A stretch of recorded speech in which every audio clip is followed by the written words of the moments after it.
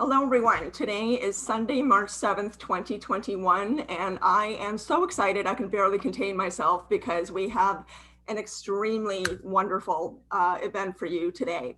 This is a very special occasion. We have today Leslie Kean, the New York Times investigative journalist who's written the book Surviving Death, which has now become the Netflix series, also wrote a very, very, very well-known, widely respected best-selling book on UFOs in 2010, and Stewart Alexander, the extraordinary physical medium, who has 52 years of experience with physical mediumship, particularly the last 40 years, and he has never been confronted with any major controversies or claims of fraud, which really says a huge amount about the integrity of his work and the incredible evidence that he has gathered through his long history of working on physical mediumship.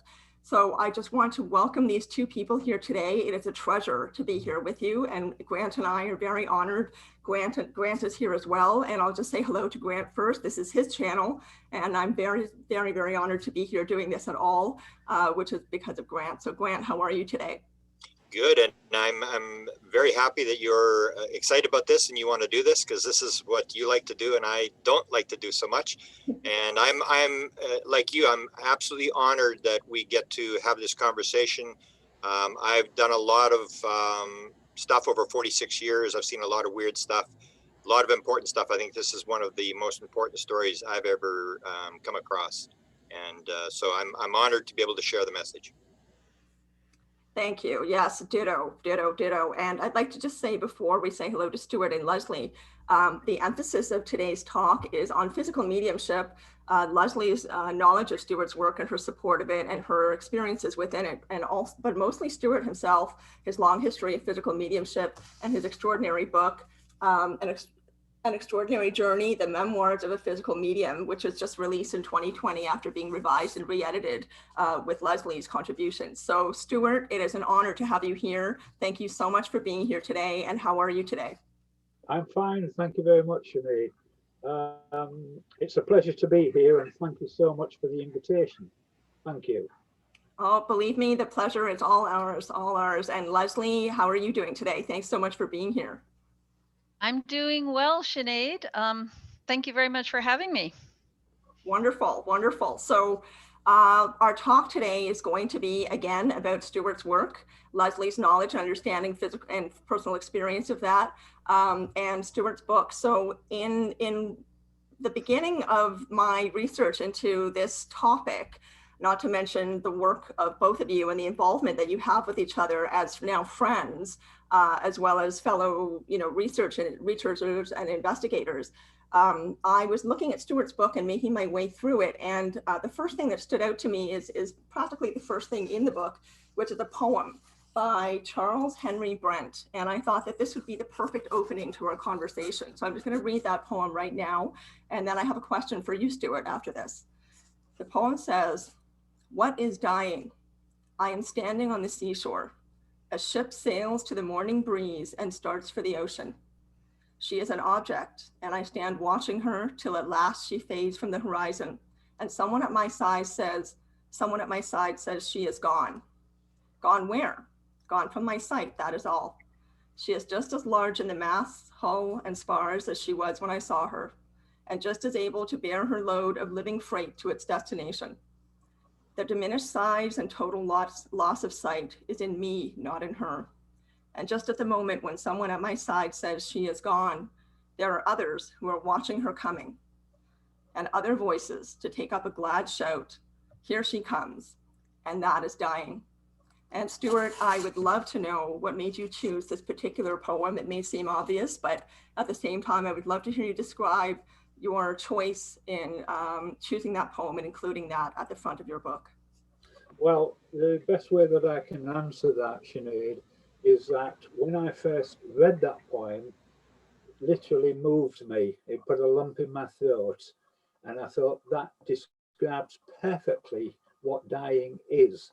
And as you just read it then, I found myself becoming quite emotional, and I thought that was perfect to introduce the book as a way of starting the book, and that's why I chose it. And I hope it affects readers in the same way that it always affects me. You know, that is dying.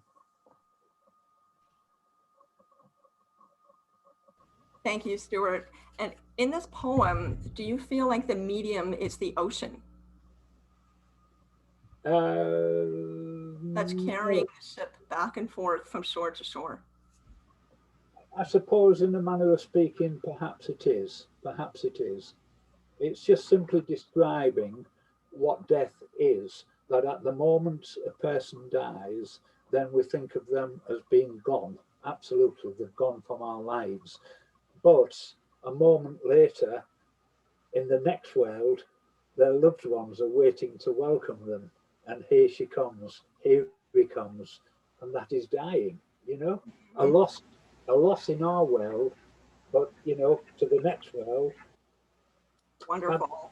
Yeah, wonderful, wonderful. Yeah. Wonderful. Thank you. Thank you. And so, in your role, specifically as a physical medium, I'm hoping that because perhaps some people watching this right now may not know that there are different types of mediumship and specifically what physical mediumship is. So, just to start us off, could you explain what is physical mediumship? What characterizes that particular discipline? Yes, of course. There are two kinds of mediumship. One is mental and the other is physical. Mental mediumship is a medium's ability to sense the other world, to hear the voices of the spirit people speaking, to see the spirit communicators. Physical mediumship, on the other hand, is something entirely different in that everything that happens within the physical seance room is seen by and heard by all the people who are participating in the seance. In other words, physical mediumship at its very best is where the spirit people can actually materialize seemingly as solid human beings that everyone can see within the seance room. Voices of the so-called dead are heard to speak quite independent of the medium, and it's quite a um, complex situation really to try to describe how this is possible, but it is possible, and that is physical mediumship. That unlike mental mediumship, all those people participating in a physical seance can see the same thing, can hear the same thing. It's physical. Does that sort of describe, does that explain?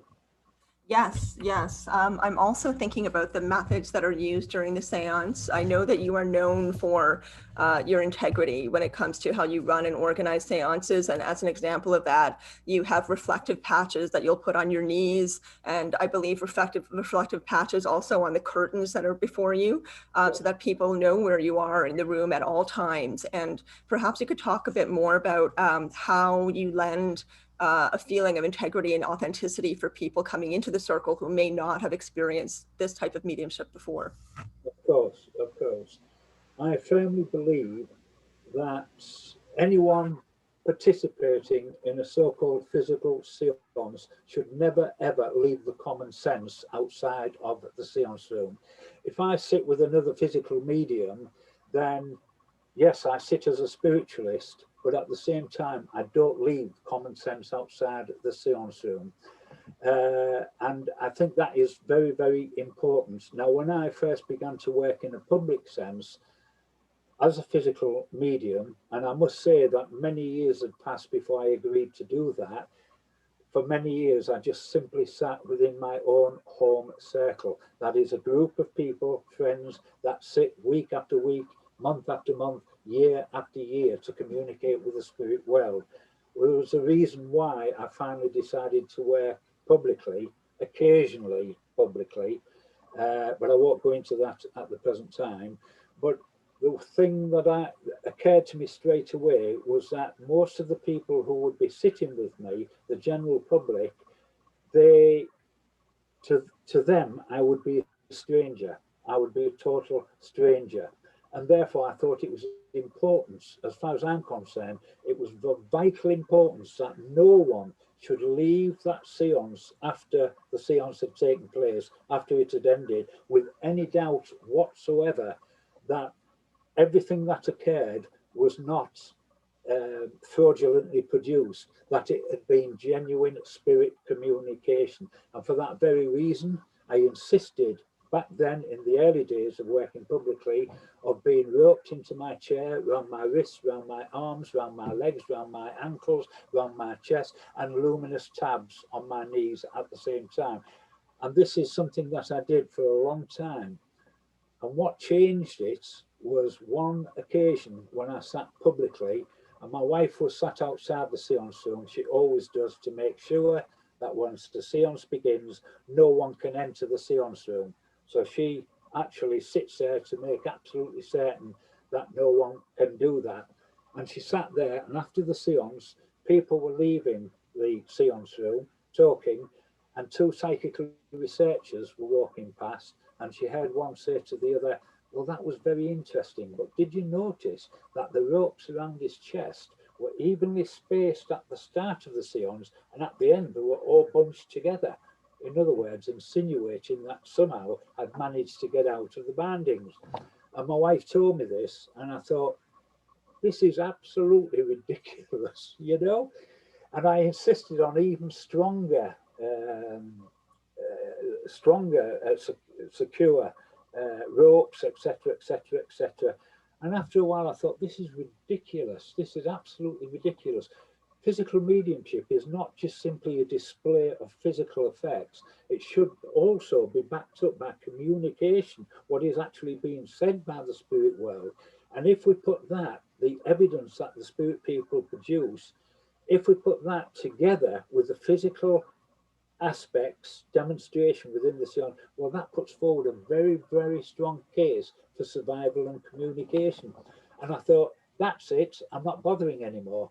And all I have now is plastic ties around my wrists and around the chair arms, and I have luminous tabs still on my knees, so everybody can see throughout the entire séance exactly where I am. And that, to me, that is so vitally important. But, you know, it occurred to me when my wife told me that about the psychical researchers, it doesn't matter what I insisted upon, the way in which I insist on being secured into my chair, there would always be cynics, skeptics, that you could never satisfy everybody. And at the end, I thought, well, what am I sitting for?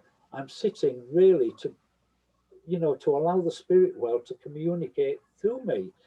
And, you know, I'm not interested now in cynics and skeptics. I really aren't. You know, to me, it's all about allowing the spirit world to manifest, to produce evidence of their survival to loved ones who were sitting.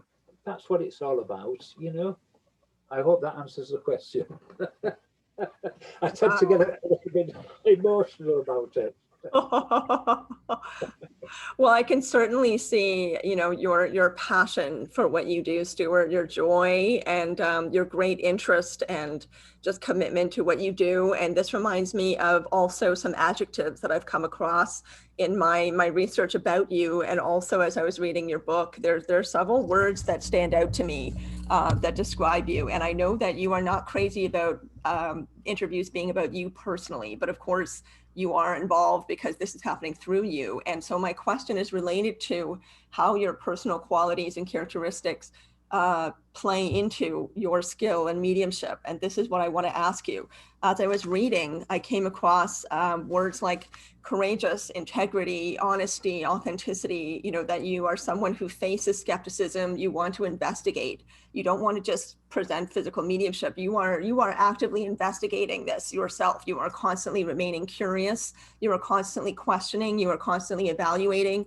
And so my question for you is, do you feel that your personal mindset and approach to, it seems like your life in general, not just physical mediumship, in terms of the honesty, the transparency, the integrity that you bring to it. Do you think that this has helped to make you a better medium? Because I know that you've referred to, in the past, you've referred to the fact that you think that your commitment to to really presenting this skill in an authentic way with evidence specifically. It's a big part of the reason why you have the spirit team that you do, you know, this is part of the reason why they came to be with you.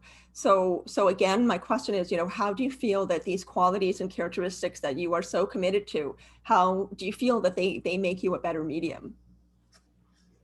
It's very difficult to answer that, Sinead. It's very difficult. I would just simply say this, that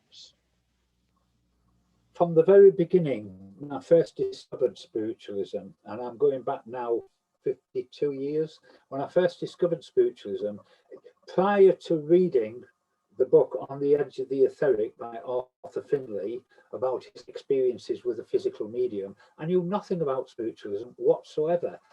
And this was my introduction. And had it not been through me reading that book all those years ago, I wouldn't be speaking to you now, and you wouldn't be speaking to me now. I probably would never have become a medium. I read that book and it really touched me and moved me. And I decided after a while, I sat with various circles. I had no thoughts of becoming a medium whatsoever, none. And then on one occasion, several years after I discovered spiritualism, several years after I began to sit in various circles, one evening, my main spiritual guide, Whitefeather, entranced me. I never expected it for a moment, but he did, and he spoke a few words. And that was the beginning. But I've always believed that honesty is so vitally important, And, you know, as time's gone on and my mediumship has developed more and more, when I've seen the way in which it's touched people's lives, you know, people down the years have said to me, what do you get out of it? And I've always thought, well, in some respects, it's a ridiculous question to ask.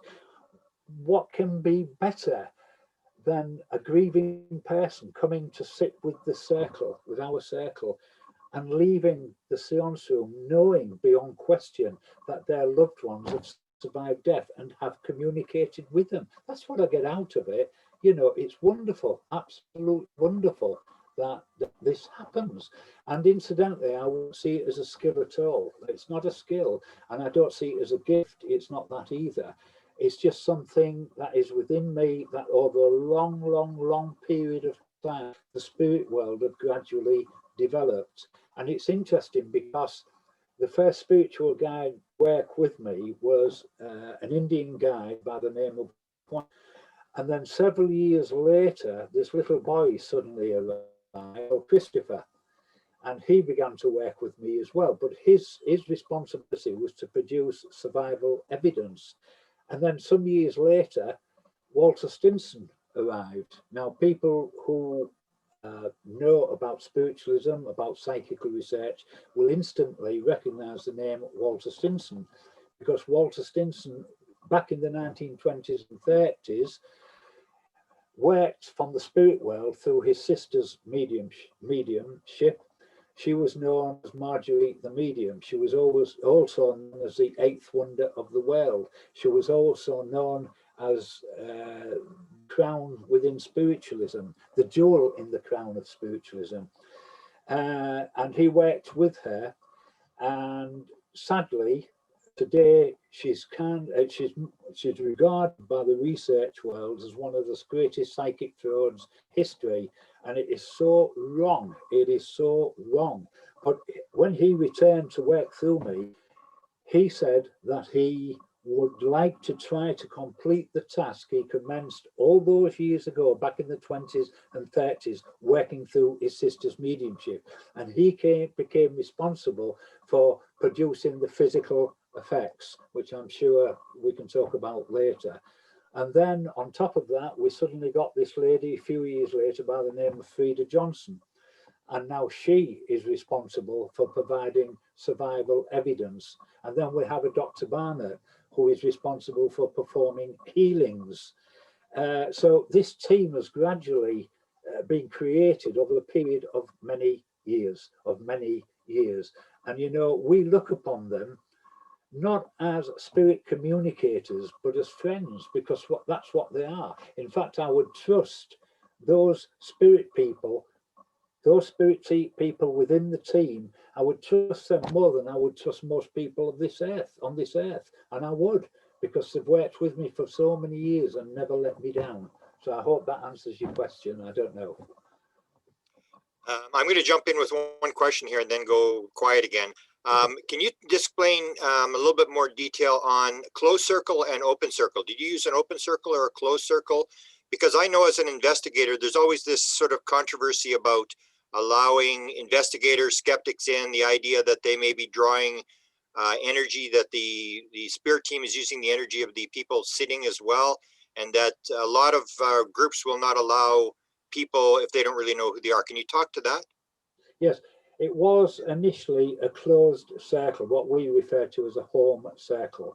And we very, very rarely had guest sitters, very, very rarely had guest sitters. The wonderment of a home circle, if you like, is the fact that the spirit world over a period of time become familiar with all the energies within that circle, and that allows them to work in a far better way than they could with unfamiliar energies. Now, everything, as far as I'm concerned, and I know the spirit world are concerned, everything relies and depends upon harmony. It's of vital importance, harmony between the sitters, all singing from the same hymn sheet, all going in the same direction. It's of vital importance. Now, you're talking about researchers who come along.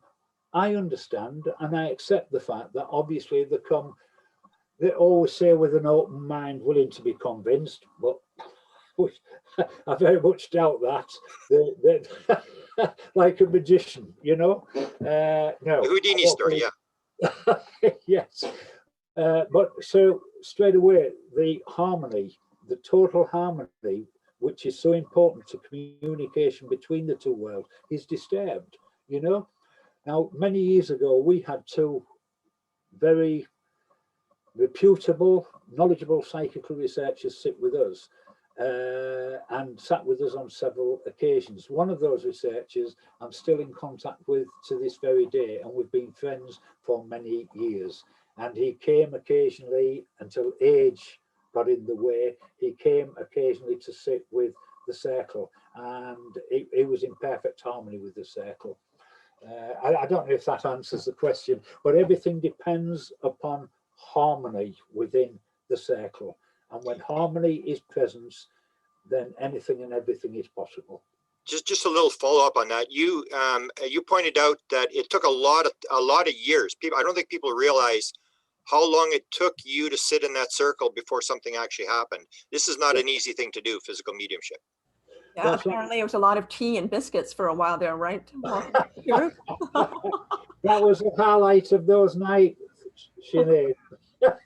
The tea and the biscuits, because nothing ever happened. We sat there and we played quiet music, but you know, it was wonderful that we came together as our friends and our next door neighbours. They were interested, and we sat together, and it was lovely to all get together. We're all with the same hopes and aspirations. Entered the séance room, closed the door, and shut outside the outside world. That didn't belong with it. So all your worries and concerns were left outside of the séance room. And we would sit together listening to lovely music. And we would sit usually in those days for about an hour.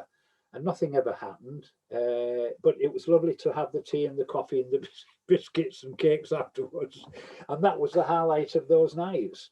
So we sat for a long time, and it was a long time before eventually, on one memorable occasion, I was entranced by this guide Whitefeather, much to my shock and surprise. And it all started from there, from that night. But it went on for year after year after year, the developments. And I think this is one of the sadnesses about the movement of spiritualism today. Many years ago, and for over 100 years, home circles existed in considerable numbers throughout Europe, the UK, people all meeting together and sitting together with very little distractions. There was no television. If you go back 100 years, there was no television, very little radio, and people came together as families and friends and sat. And the home circle back in those days was the heartbeat of the movements. It was the backbone of the movement. And it's from those circles that the wonder mediums of the past, who today we can only read about, they emerged from those circles to work publicly. Not all of them, but some of them did. Today, people are led to believe that they can attend a few courses and then they can somehow hasten their mediumistic developments. And the home circle now, you know, is being pushed to one side. And I think that is so sad. Now, please don't misunderstand. I believe that providing a tutor is knowledgeable, they can help, advise, inform, encourage the potential medium, but they cannot take the place of the spirit world. Only the spirit world can develop mediumship within the individual. Thank you, Stewart, for that wonderful answer. And you're reminding me of a couple of things I'd like to ask Leslie. So I'm going to hop over to Leslie for a minute. Leslie, I am very happy that you're here for a few reasons. One is, of course, your wonderful work. But on top of that, the fact that you have become good friends with Stewart, that you have personally experienced his seances, that you are now a regular member of his circle, and that you are participating with him in doing this work on physical mediumship that has led to a very interesting new development that I'm dying to ask you about, but I'm going to hold on to that for a minute, involving the iPad. Really, really, really intriguing. And you've become part of what's called the group from away, or the group across the water, I think it's called. Yes. Yeah. So there's some really wonderful things going on for you, you know, in conjunction with Stewart on multiple levels. And so my first question for you is kind of drawing on your, you know, your trajectory as a journalist from where you used to be, I guess, until, you know, up until where you are now. And what I've noticed as I was doing some research on your earlier work is that there is a theme that, to me, kind of naturally runs into the work that you're doing now with the so-called paranormal. I know you're not a big fan of using that word, and perhaps you can talk about why as well in your answer. But what I noticed was that in your earlier work, for example, you wrote a piece on in 1994 about the struggle of the Burmese people for independence and for democracy and for freedom in their country. And I noticed that there seems to be a theme in your work about a desire to support and to witness the empowerment of the expression of the human spirit in a free way. And to me, that kind of feels like a natural progression into, I don't know if you'd agree with me or not, but that's what it felt like to me. So I wonder if there's a feeling of a natural progression into this so-called unusual work that you're doing now, or, you know, does it feel like it's just a continuation of the same path? Or do you feel like you came to a fork in the road and then you went off your previously beaten path into this area? Are you talking? Yeah, if you want to look all the way back to the Burma time, I mean, the real fork for me, there was a major fork when I got into UFOs, which I won't go into in detail, but it was when I received this French report called the Cometa Report. And I was just a journalist doing reporting, and then this thing landed on my desk, and that completely changed my life because I was hit over the head with the UFO phenomenon. And so that was a kind of a one moment kind of turning point. But I think, and then I spent about 20 years reporting on UFOs, but I think the segue into this, the question of consciousness and survival of death, and my work with Stewart was sort of a natural evolution from the UFO phenomenon. I mean, there's only so much that you can report on in terms of the basic information about that issue, which I think what I did in my 2010 book. And my interest since then has really been reporting for the New York Times because it makes such a huge impact. But other than that, I've really moved way more into this other realm. And I think it was kind of a natural transition because UFOs have this paranormal, for lack of a better word, they have another element to them, which I know Grant is really interested in.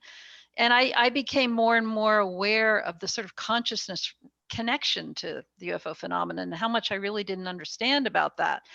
But I got into surviving, you know, the question of survival because I wrote this book on it in 2017. And it was during the process of doing that book that I discovered Stewart's book.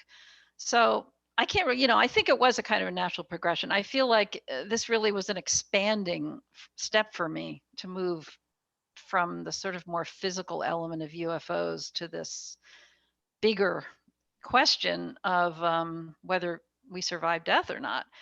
And yeah, so it's really what interests me now the most. Yeah. Yeah. Thank you. Thank you. I'm going to reference an experience that you had in conjunction with this line of conversation, because you had an extraordinary experience in 2019 with Dr. Barnett materializing in full form and walking up to you, patting you on the head several times and saying to you, "I just wanted you to know that I am a solid human being." And I mean, what an extraordinary thing to happen, but then also what an extraordinary thing to have been said. You know, I just want you to know that I am a solid human being. So the fact that you were physically touched on the head by a materialized human or a materialized spirit, whatever you want to call it, who after that said to you, "I am real, I am here, I am alive."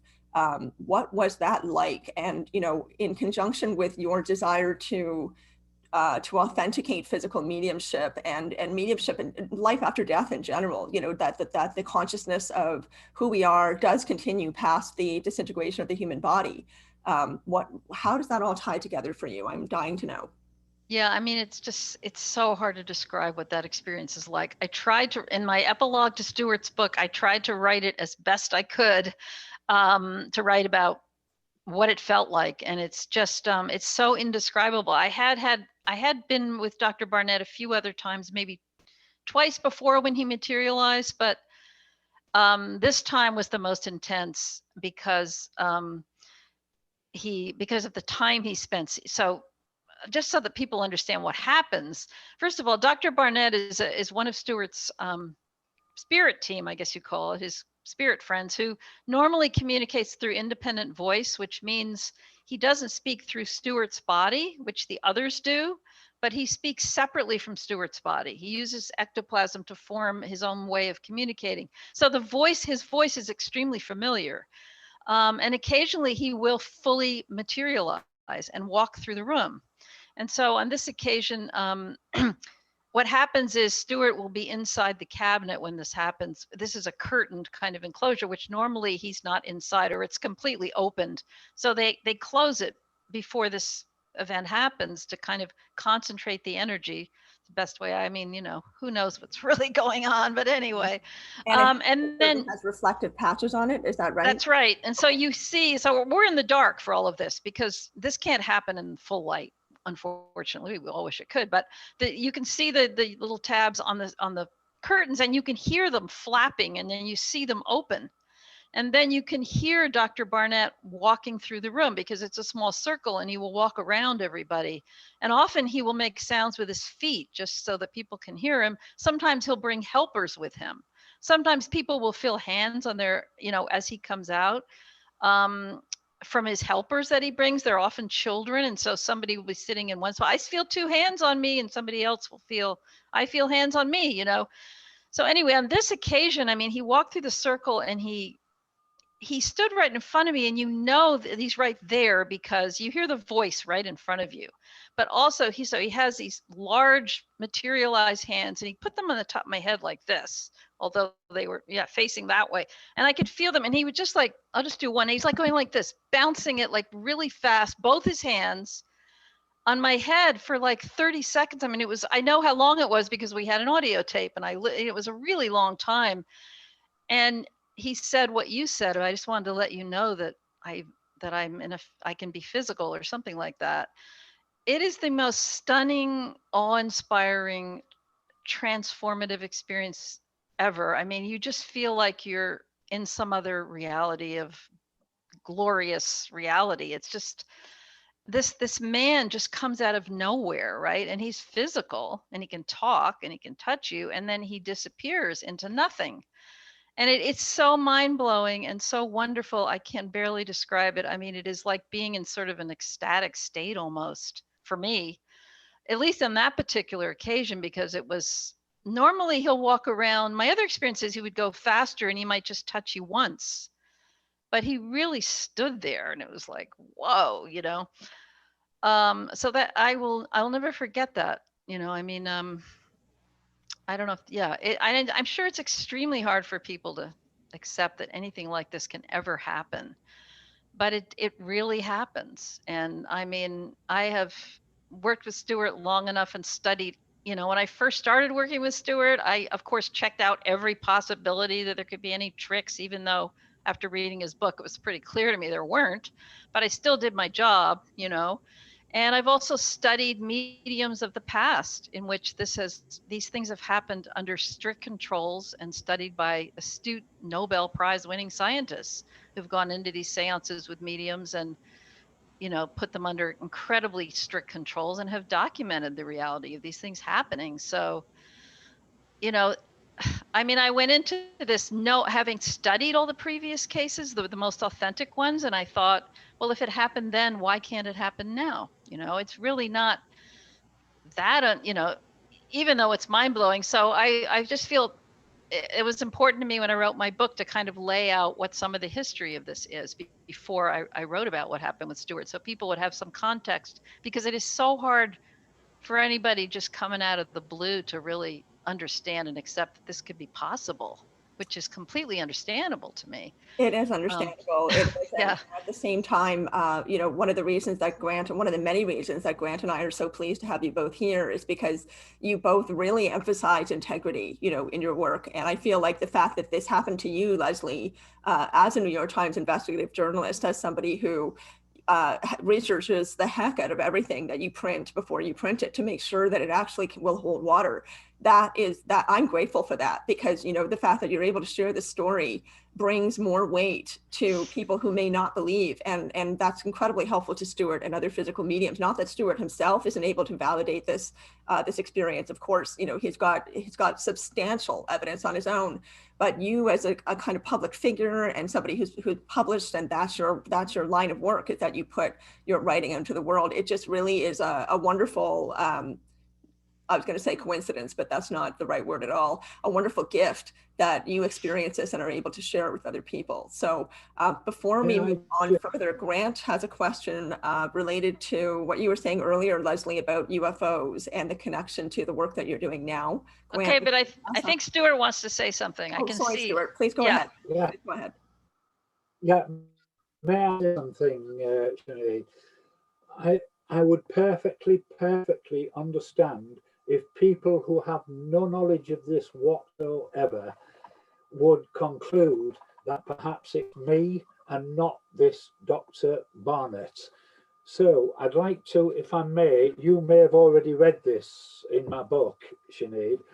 I always say, for people to understand and who these people are from the spirit world. Now, Dr. Barnett from time to time performs healings with people who come to sit with the circle, and many that I could read, but I'd like to read the one that I've actually written about in my book. If I may, is that okay with you? Is that okay with you, sure, go ahead. Yep. Okay.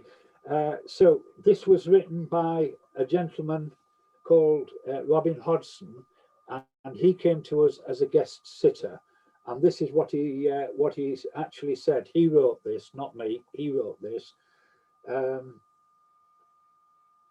I was asked to move my chair and position it in front of the cabinet, and then to turn my hands flat and extend them forward. I did so. Immediately, I experienced a strong sensation similar to an electric shock, which travelled up both arms and into my chest. This lasted a few minutes, after which I was asked to return to my place in the circle. Easier said than done. My legs were literally like jelly. However, as I resumed my previous place, Dr. Barnett announced that he'd been able to change my organism, much to the amusement of the assembled crowd. He then stated that I would find out the result in 3 months, which at that time made absolutely no sense to me. The circle meeting continued, but for me it was all a bit of a blur. I simply cannot recall what else occurred, because I could not stop thinking about what had just happened to me. At the time, I was suffering from a condition called cardiomyopathy, a heart condition suffered by victims of sudden adult death syndrome. My symptoms were severe. I would just collapse with no heartbeat, although thankfully my heart had, until that point, restarted naturally. In September 2011, I had a routine appointment with my heart specialist in Brighton. The usual echogram and heart efficiency tests were carried out, and I was asked back into his offices directly when the tests were finished. He then asked me outright, "What have you done?" Fearing that I was about to be admonished over my lack of dietary control, I answered that I had enjoyed my food and I enjoyed my drink. He then again asked me, but this time he explained that my condition had changed. My enlarged heart had reduced to within bounds of normality, and my heart efficiency had improved from just 22% on my previous visits to a normal 60%. He added that whatever I had done, he needed to know because he had a waiting room full of patients with a similar diagnosis, and the heart never returns to normality. In that moment, I simply could not give him a reason. He then told me that as far as he was concerned, I no longer had the problem, and he was happy to sign me off from any future treatments. Understandably, I excitedly shared that wonderful news with my wife and my family, but it was not until some months later, when in conversation with an International Spiritualist Federation colleague, that my wife suddenly asked what date it was when I had seen the specialist. It was September the 27th, exactly 3 months from the date of the circle. Dr. Barnett's prediction had most definitely come true. From that time on, I have taken up running, exercise regularly, and have had no further heart collapses. I am indebted to Stewart and his spirit team for their intervention and the reorganizing of my organism. I feel that it saved my life. So I think that's very, very important, that this spirit being, Dr. Barnett, is not just materializing and walking out of the cabinet for no reason other than to demonstrate that he's a solid human being, but from time to time he does perform healings. Now, let the skeptics explain that. Beautiful. Yeah, that's wonderful, wonderful evidence. A question for both of you. Stewart, you have talked about your fear that the home circle, that this stuff is all sort of going the wrong way, that it's becoming less and less prominent in the world. And in terms of that, for Leslie, here's my question for Leslie. You wrote about this in your book. You did the TV series. In terms of the reaction from, say, the UFO community, from the skeptical parapsychology group, have you seen a shift, a positive shift in this whole thing? And I need you to tell the story in this connection, the story of the hand, because when I saw you tell the story of the hand, I said, that is the most, I had to play the tape again. Did she really say that? It was just so stunning that you were there, the ultimate witness. So I wanted to know, what was the reaction that you got in terms of, you're in contact with the UFO community and the parapsychology community. And I think the problem with the home circle is, you know, that Billy Cox's blog was just canceled after many, many years. And he used the expression, I think, that we have to sort of accommodate is no longer than a stoplight. That he had his short blog, and he was canned because people have such a short attention span today because of Facebook and stuff like that, that if it's long, nobody wants to go. And that may be what the problem with the home circle is, that nobody's prepared to sit for an hour every week because everybody's just so busy doing their own thing. So can you tell me about the reaction? Tell me the story of the hand, because that was a fascinating story. And then what was the reaction you got from the parapsychology community and from the community of researchers in UFOs? Did it shift anything? Is this message that Stewart is putting out, is it shifting the world? Hard to say. I mean, I'm not aware of reactions from the UFO community, really. I've been asked to do a few interviews, but I have no way of knowing what the UFO community's reaction is, to tell you the truth. The parapsychology community has been very positive. I mean, the Parapsychological Association has had me do interviews with them, and many of the key people in that field are really happy with it just because it's getting it out to a large audience. So I think I think the reaction has overall been really positive, but I think it's more for regular people than, that really matters, because a lot of them are being exposed to this for the first time, and it's really opening up people's eyes and also making them feel more comfortable talking about their own experiences, which I think is really important. The story of the hand, again, it's another story like the one of Dr. Barnett. It's just something that happens way more frequently in Stewart's mediumship. And it's something that probably, I don't know, maybe hundreds of people have experienced by this point. And it's basically, and again, it's not to overemphasize this particular component. I know that the evidence that comes through for loved ones and a lot of other things that happen are just as important. But I feel like, of course, this is the most kind of thing that is the most amazing to people.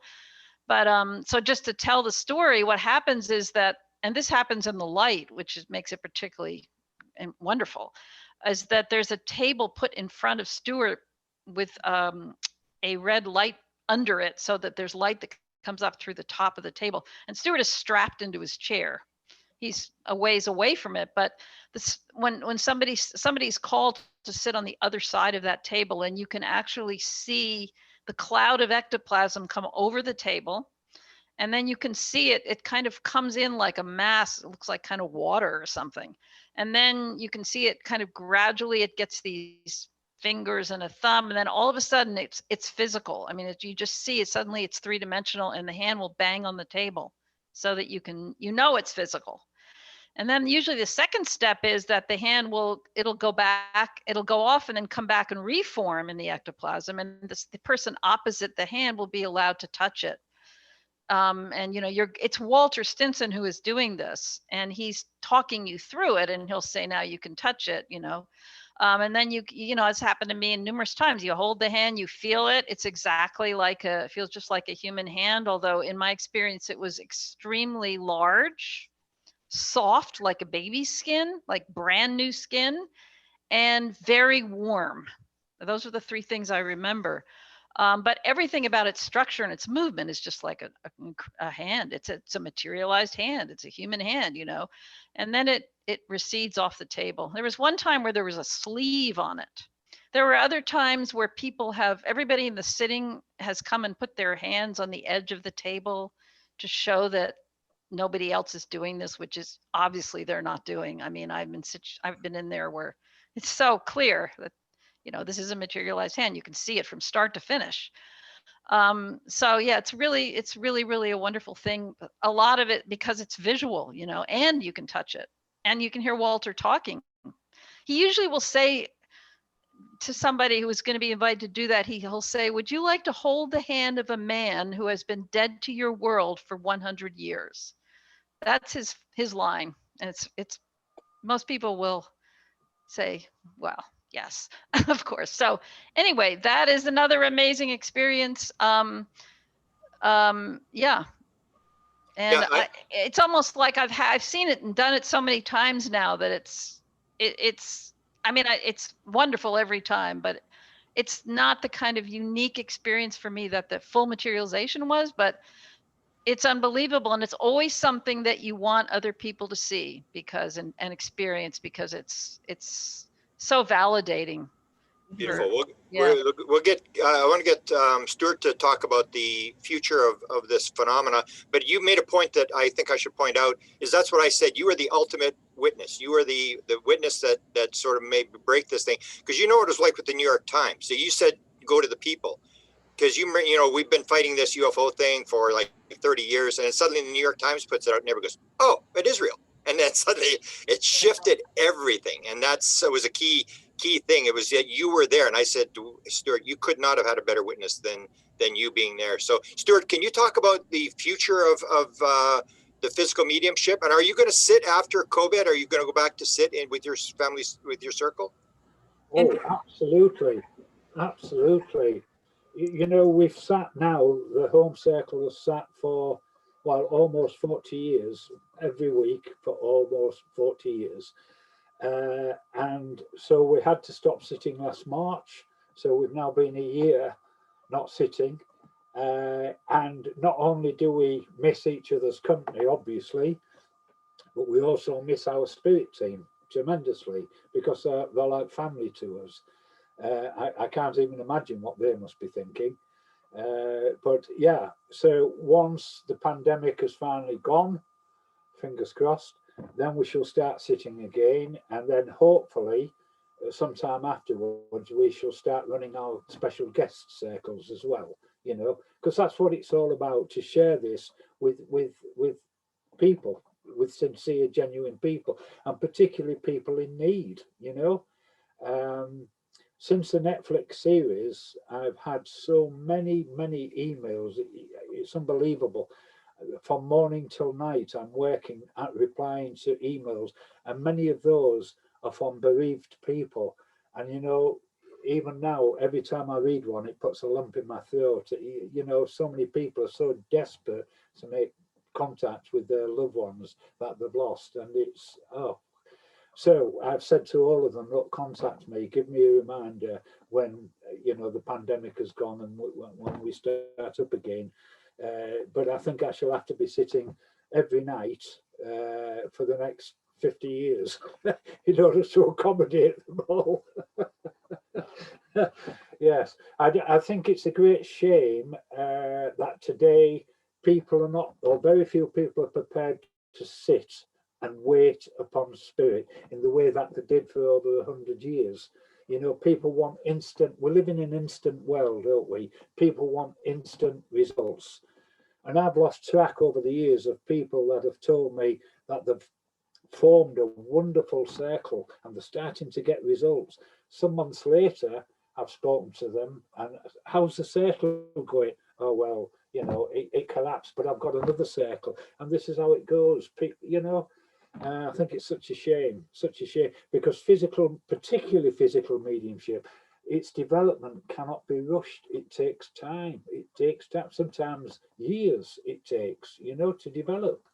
And it's so vitally important, in my opinion. It's so vitally important. Well, good mediumship of any kind is important. You know, mental mediumship of a marked degree is important to the movements, to the world, because I always think if survival beyond death was finally accepted by mankind, what a different world we would be living in. What a different world it would be.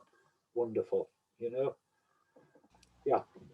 I'd like to jump in here if I could, because this is the perfect segue over to the iPad conversation, which I would love to have right now. My first thought, I have to admit, when I was reading about the iPad becoming involved, I believe you started integrating that in 2017 because Leslie's so far away. She wanted to be able to continuously be involved in the circle. It wasn't able to fly back and forth from England to the US every week, so you had to come up with another method. My memory is that it started off with a phone call, and that Frida, a member of your spirit team, was absolutely delighted, could not believe that she could hear Leslie on the other end of the phone. And I just love that story because, first of all, the thought of a spirit living in the spirit world being surprised by anything is, to me, just hilarious. But so that was wonderful. And then it progressed to using an iPad, and some really extraordinary things have been happening. So I admit that when I first read about the iPad, my first thought was also a joke. I thought, I wonder if Steve Jobs is over there delighted that somebody is finally doing something new and interesting with Apple. You know, is he watching over what's going on here and enjoying himself? But I would love it if you both could talk a bit about the success that you've had with the iPad. And then kind of branching off of that, I'd love to talk a bit about Christopher, but also Apports and book tests and manifestations, because there's been quite a bit of activity happening for Leslie and her circle in New York. I think as a result of the progression of, you know, trying the phone and then trying the iPad. So it just seems there's just so much that is coming to fruition. So I would love to hear about how the iPad idea came about in 2017 and what that has been like for the two of you as you've explored this new groundbreaking methodology. I think it's better really for Leslie to answer that, because the situation is that when we sit in the circle, once we've opened the circle, then I fall into a deep trance and I really know very little about it. But Leslie is the best person to answer your question. Yeah. Okay. So it actually happened very organically, Sinead. Because we tried this phone call just to sort of for fun one time with, as you were mentioning about Frida, and she speaks in this lovely kind of school teacher's voice, and and yeah, she was astonished that she could hear me. And I was thinking, well, I'm astonished that I can hear you speaking from the spirit world. That's way more amazing than you. But the thing is that when she was on the earth plane, we didn't have all the technology. She can't even understand how the whole computer thing works. None of them can really.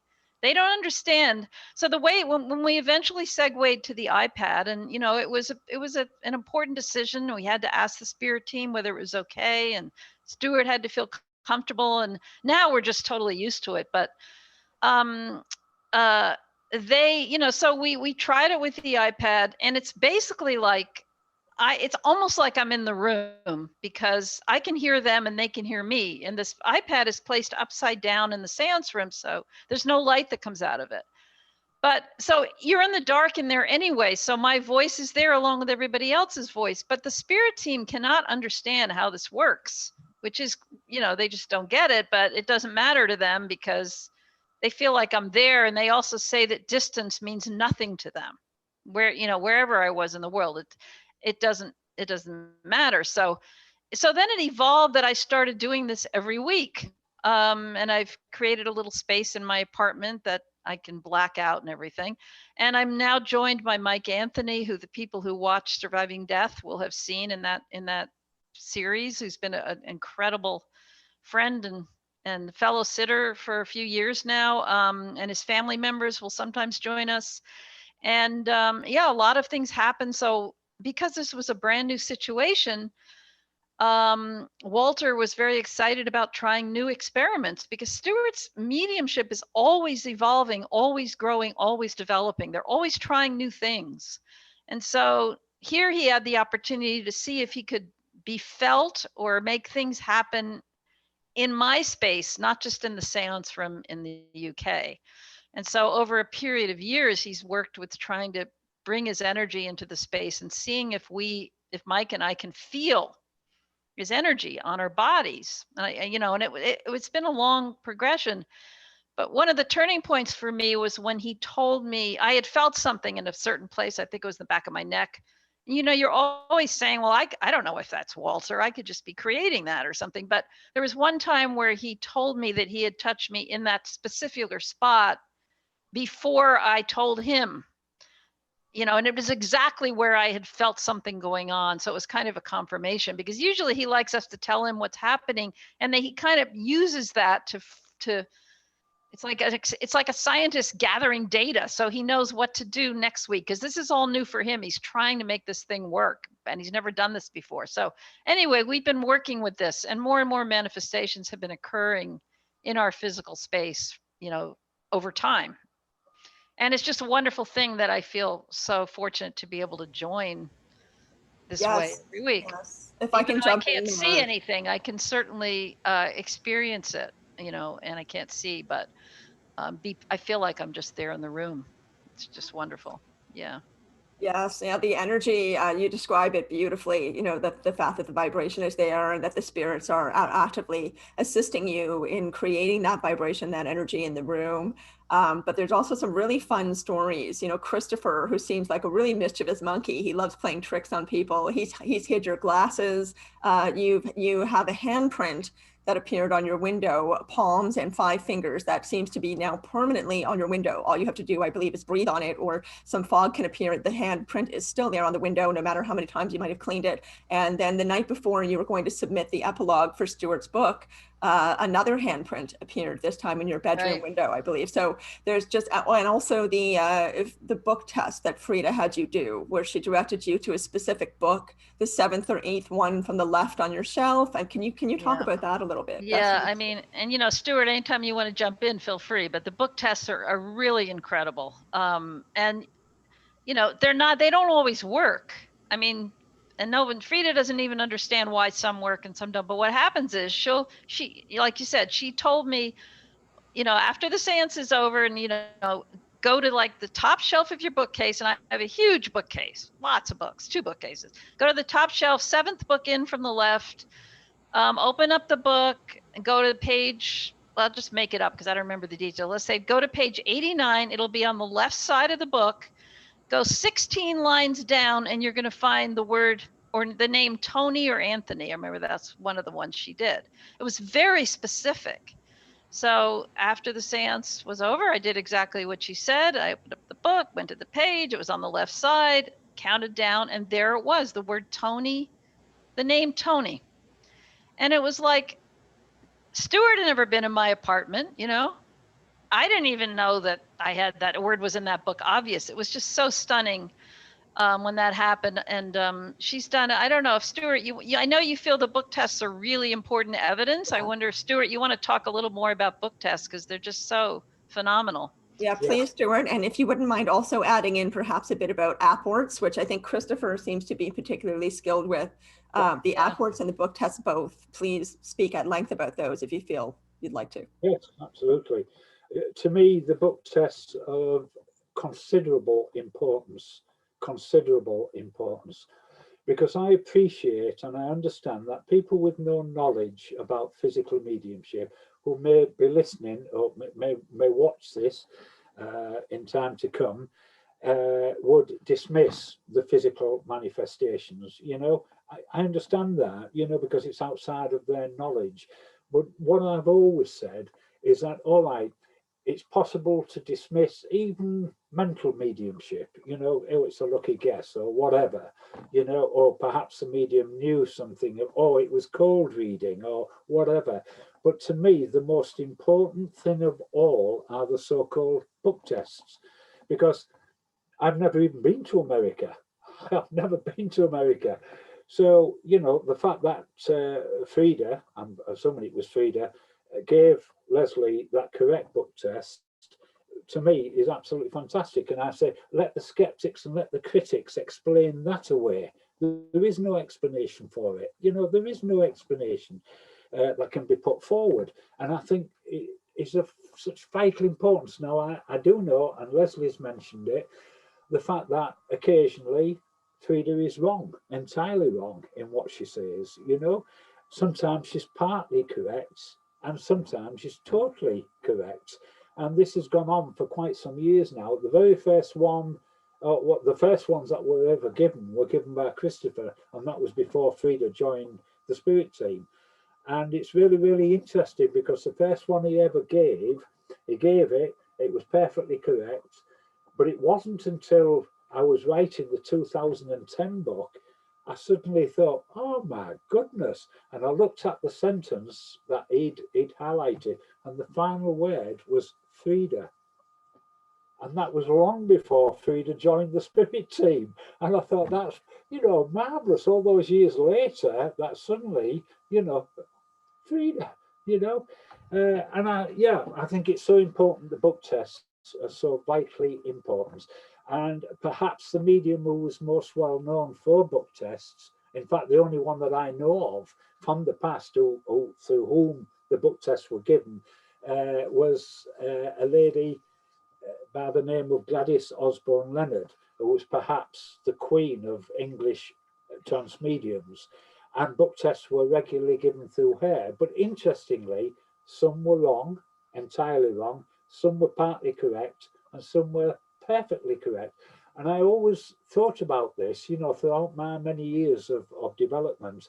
I've always thought they're so important, and this is before they were given through my mediumship. I thought how important these were, you know. And then suddenly, some years later, they started to be produced through my mediumship. And I've often thought, well, was that because I personally thought they were important and the spirit world picked that up and started to produce them? You know, I don't know the answer. But yeah, and also Walter Stinson. Now, I was fascinated with the Marjorie mediumship, fascinated for many, many years. And the fact that eventually it suddenly arrived and spoke through my mediumship, began to play an important role through my mediumship, didn't really surprise me. Didn't really. And he always says that he heard over there, he heard that this medium, myself, was so I'd researched his sister's mediumship extensively, and it was that which actually brought him to work through my mediumship to complete the task, as he always says, that he commenced all those years ago. Yeah. Now, with regard to apports, I think the most wonderful that we ever had was quite some years ago during the early days of my development. And back then, I sat in a circle that was created around me in the home of another medium called, oh, well, it doesn't matter, I won't give her name, but I always looked upon as being my first mentor. She was absolutely wonderful. Her mediumship was tremendous. And she heard about the fact I was developing physical mediumship, or hoping to develop physical mediumship. Then it was just chance mediumship. And she said, Stewart, come to my home once a week and I will form a circle around you. And so I did. And we sat in total darkness. And we sat for several months.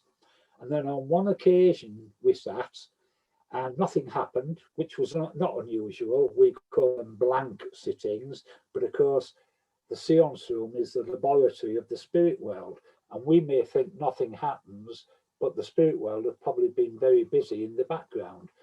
So we had what we called a blank sitting, and when the light came on at the end of the night, sitting on the floor in front of all the sitters were little plastic animals, dogs, cats, cows, horses, all kinds of plastic animals sat in front, but nothing in front of the medium. Kath Matthews, I'll name her because she's no longer on this side of life. Nothing for her. Everybody was absolutely delighted that they'd got a gift from the spirit team, but very sad for Kath. And so after the sitting, we talked and had our tea and our coffee and our cakes, etc. And then we went home. And the next morning, I think I was coming down the stairs and I heard the telephone ringing. And I picked it up and it was Kath. And she said, Stewart, I said, oh my goodness, Kath, this is early. She said, I've got something to tell you. I said, what's that, Kath? She said, you'll never believe this. I said, what's that then? She said, you just won't believe it. I said, what, Kath? What I believe? She said, well, she said, honestly, Stewart, she said, I went to bed last night and I read a book as I always do, and I put it on my bedside table. She said, and then I fell asleep. I said, yes. She said, well, you won't believe what I'm going to tell you. I said, well, what, Kath? She said, well, when I woke up, she said, I looked at the bedside cabinet. She said, and Stewart, you're not going to believe this. I said, oh my goodness, what, Kath? She said, well, sitting on the top of the book that I'd put there the night before was a large pink plastic pig. I said, you're joking? She said, no. She said, no. Well, she looked after that plastic pig. She kept it safely and she would show it to visitors, you know, friends, relatives. She would show them the pink plastic pig. And then she had it for maybe a year or so. And then on one occasion, she had a relative or someone visited the house and she went to get the plastic pig and it had gone. And she searched absolutely everywhere. And you know, when you lose something, you start looking in silly places. Well, she did that and she couldn't find anything. She couldn't find it at all. And she was absolutely distraught about it. And we thought, fancy the spirit world giving her this gift and then taking it away again. Well, that's cool, you know. A week or two later, a workman came to her house, and I don't know whether he was fitting a carpet. I don't know if he was a plumber. I don't know. But it was the night after the circle had sat, and the trumpet that we used in the séances was sat above the fire, on a ledge above the fire. And the young gentleman, the young worker did whatever he'd gone there to do. And before he left, he looked at the trumpet on the mantelpiece and he said, can I ask you a question? He said, do you have seances here? She said, yes. He said, oh my goodness. He said, well, I thought, and obviously he knew something about spiritualism and he knew what a spiritualist trumpet was. He said, well, can I tell you something? She said, yeah. He said, well, honestly, he said, I've told so many people and nobody believes me. They think I'm crackers. He said, would you believe, he said, 2 or 3 weeks ago, he said, I went to bed. He said, when I woke up the next day, he said, sitting on my bedside cabinet was a large pink plastic pig. She said, I would get emotional telling this story. She said, you're joking. He said, no, I'm not. He said, there's a large pig. So then she told him her story. And he said, well, look, he said, next time I'm in the area, he said, I'll bring it. He said, and if it's yours, obviously you can have it back. And she said, oh, yes, please. And a week or so later, he arrived at the home, knocked on the door. She answered the door. He said, is this yours? She turned it upside down. There was a strange mark on the base. He said, she said, yes, it's mine. He said, oh, we have it back again. I mean, how wonderful is that? How wonderful is that? So the pink plastic pig went home to Kath's. Wow, extraordinary, extraordinary. And you have such an incredible wealth of stories like this. I mean, I think of the first time that you met White Feather, first of all, and how that occurred. You know, the fact that you heard this voice in your left ear, I believe, saying, turn the light out and continue to sit, turn the light off and continue to sit. And then he came through a bit awkwardly at first, not able to verbalize as well as he does now. And he said, I'm something like, I'm here to speak, brother, sister. And then yes, I come came back speak out of to your sister. Yes, yeah. And then how fortunate, you know, what a gift to be able to go and sit with Leslie Flint, the direct voice medium, after that and receive that confirmation in Yes. seance with Leslie Flint, the Yes. confirmation that you had wanted, despite your previous experiences with White Feather coming through you and being able to witness White Feather speaking out of your body. You said that you had gone outside of your body. White Feather comes in and speaks through you. You see your own mouth moving, and then he leaves and you're able to go back in. You'd already experienced that, but you still have, and this is something I so appreciate about your approach, Stewart, that you want to verify it for yourself as well as for others. And so in this seance with Leslie Flint, White Feather's voice came through, and maybe you can talk about the validation that you experienced during that seance. Yes, yes. I honestly think, Sinead, that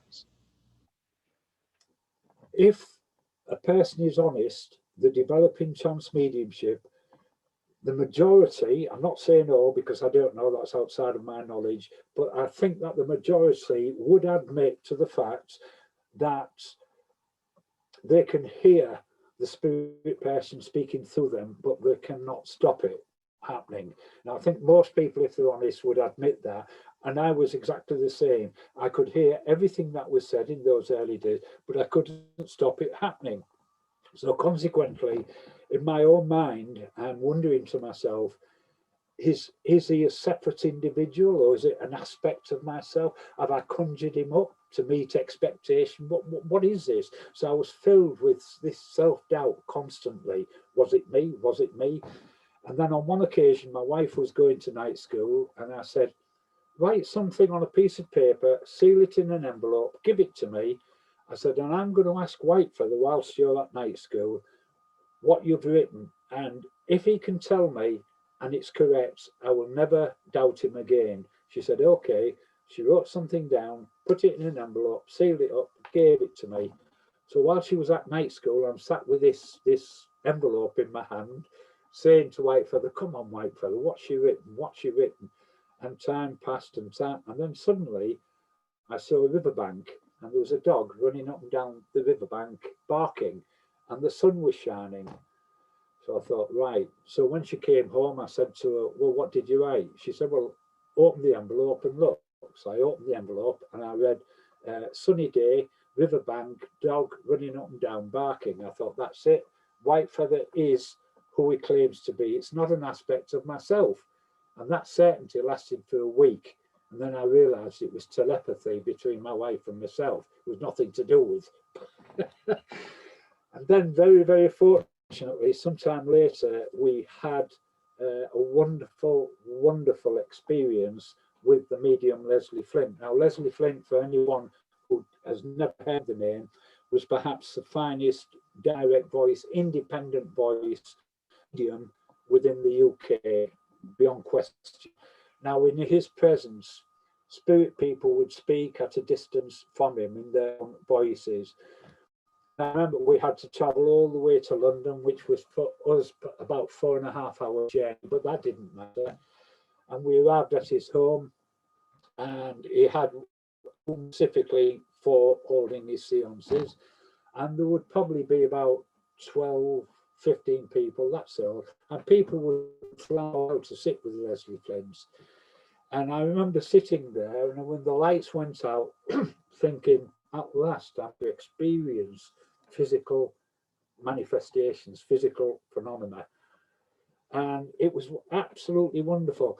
And to hear spirit people, men, women and children coming through and speaking to the loved ones who were sitting, it was just absolutely an experience, a real experience. Anyway, that was wonderful. And I think it was the second time we sat with him. And I'd just lost my grandmother. She passed into spirit. And for me, she was like a mother figure. She was very, very important in life. My parents split up when we were very young children. Myself, 3 siblings, young children, and she disappeared out of our lives. And my grandmother really became more like a mother figure for us.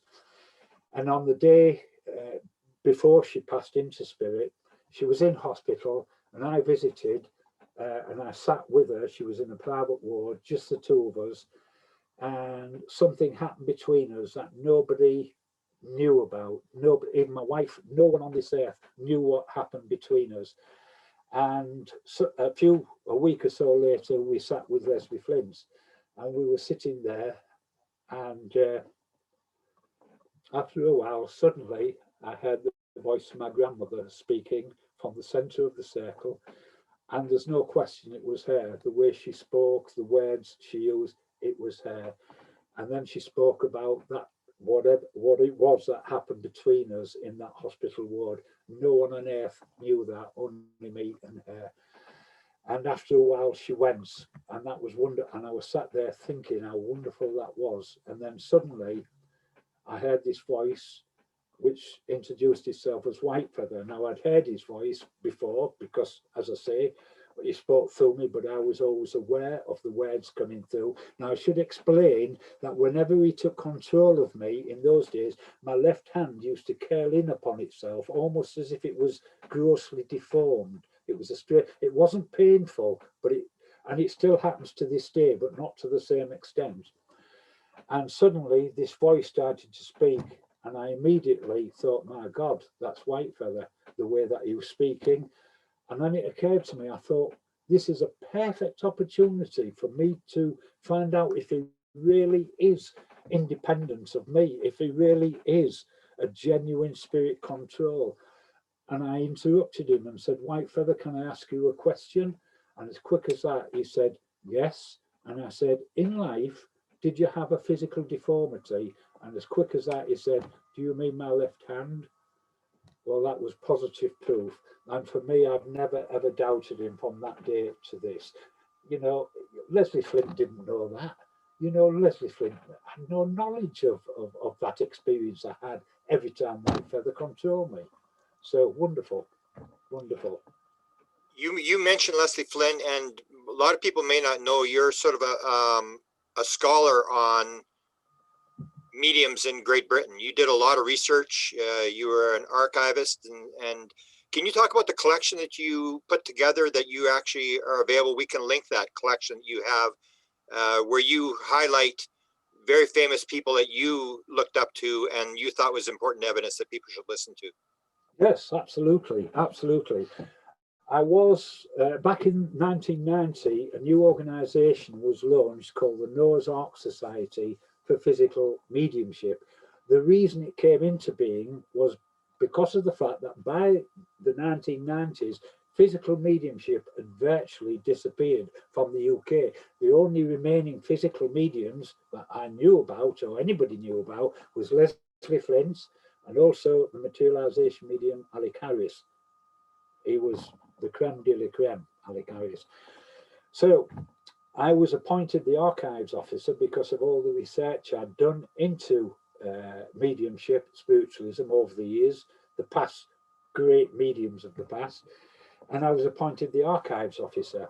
And incidentally, I should mention that the committee of the Noah's Ark Society had absolutely no knowledge of the fact that I was developing physical mediumship, no knowledge, because it was still just the home circle back then. But I relished the opportunity to be the archives officer. And one of the one of the benefits, as far as I was concerned, was the fact that I appealed through the Noah's Ark Society newsletter to elderly spiritualists who in years gone by had sat with some of these wonder mediums of the past, who today we can only read about. I appealed to them to come forward to make contact with me, and surprisingly, many did so. And as a consequence of that, I appealed to them to look. I'd say, would you be prepared to commit your recollections of the sitting or sittings that you had with those mediums to cassette tape, so that we've got a permanent record of what you experienced? And I promised each and every one of them that if they would do that for me, I would ensure that their voices, their accounts would always be available to future spiritualists.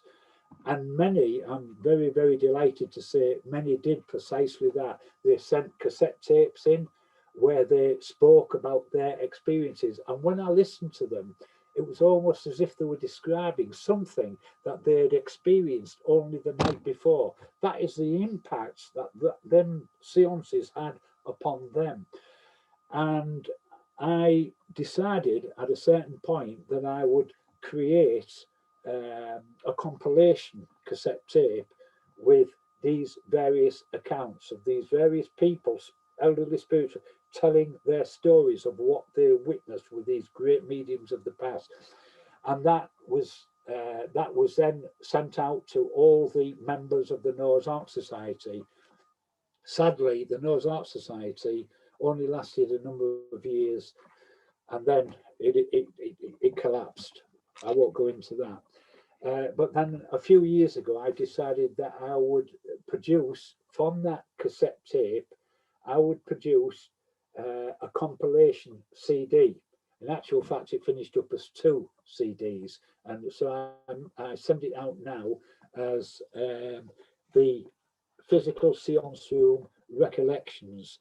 And upon it, there's the original Noah's Ark Society recollections, plus several others. And they are available. The cassettes are available, not the cassettes, the CDs are available, the album as I call it, they are available, and people can find details of them through my website, Stewart Alexander Medium. Beautiful. Is it true, because when I look at it, it seems like most of the very famous sort of physical mediums from Great Britain. Is that true? Like, what is the connection between Great Britain? Like, we had a group, I mentioned to you, we had a group in Winnipeg here back in 100 years ago, which was very famous. But I really, when I think of mediums, I always think of, you know, Harris and Flynn and you, and it almost seems like, is there a connection to Great Britain? And how many circles are there in Great Britain now? Is there quite a few? I talked to Kai Muga, and he seemed to indicate that there was still a lot of circles. Is that...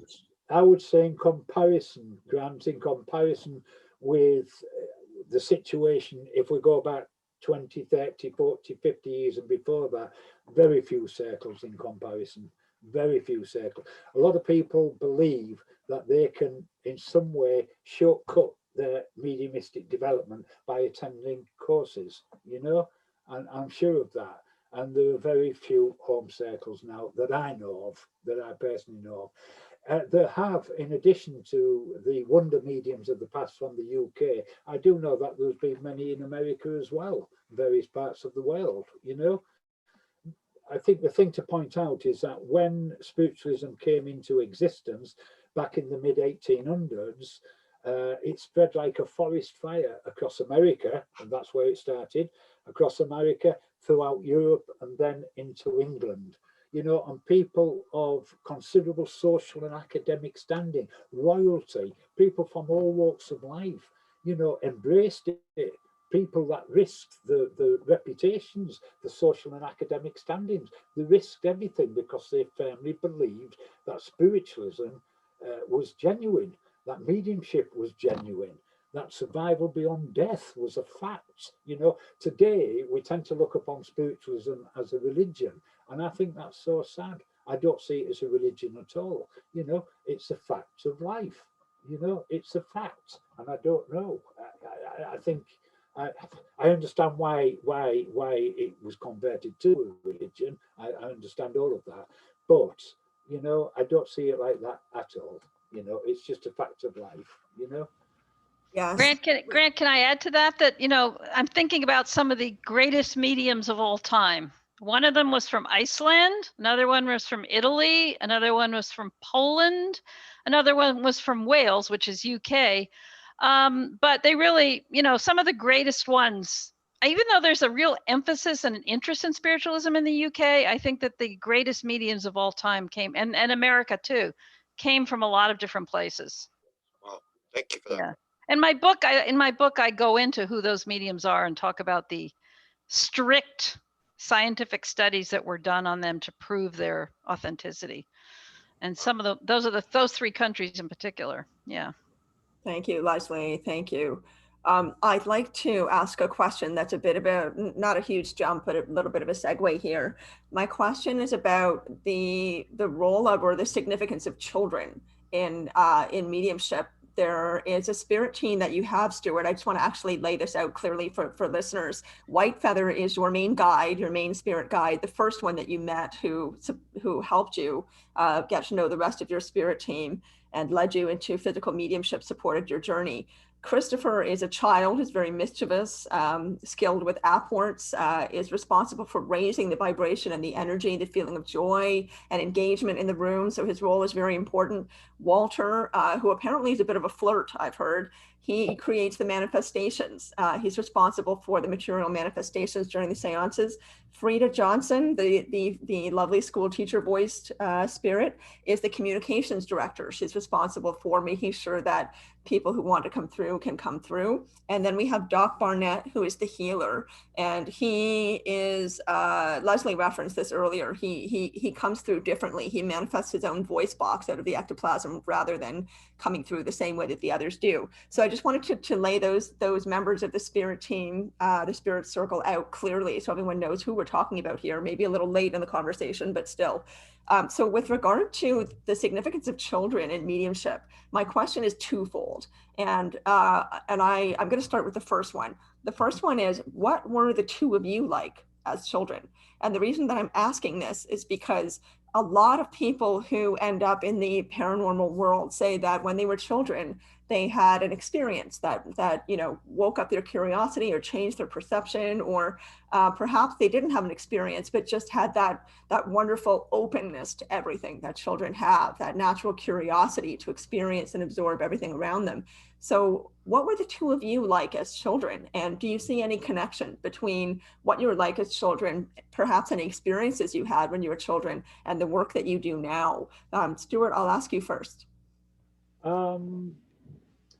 I can honestly say, hand on heart, Sinead, that I had very few what you might call paranormal experiences when I was a child. I did have one that sticks in my mind when I was only 5 years of age. I did have I've never forgotten it. You know, I went to school. I'd only been at school for a matter of weeks because I was only 5 years of age. Went to school and was busy playing in the playground before the morning bell sounded to call us into the classrooms. And suddenly I had the most extraordinary experience. Suddenly my mind was back home with my mother, and I knew that she was in trouble. I had no idea what the trouble was. I only knew she was. The morning bell sounded, we went into our classrooms, and throughout that morning, my mind kept returning back to my mother. When the lunchtime bell sounded, I ran home as fast as I could, and I can see this now, ran into the lounge, and she was sat in a chair, and our next door neighbour was standing at her side, looking very concerned. And as I looked, I could see my mother's right hand was bound in towels, tea towels, bandages. The whole lot was stained blood red. And apparently just before 9 o'clock that morning, she'd been busy polishing the fragile glass on one of our china cabinets, pressed too hard, her hand had gone through, and the small finger of her right hand was badly damaged.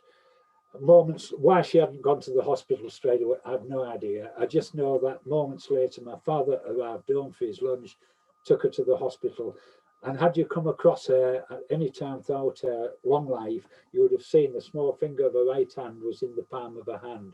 And so that can be traced back. And I've never forgotten that, never forgotten that. And various other things happen, but nothing that would lead me to say, well, you know, I can, looking back now, I can see that I was, you know, eventually going to develop mediumship. And that's an honest answer, you know. Thank you, Stewart. Thank you. What about you, Leslie? What were you like as a kid?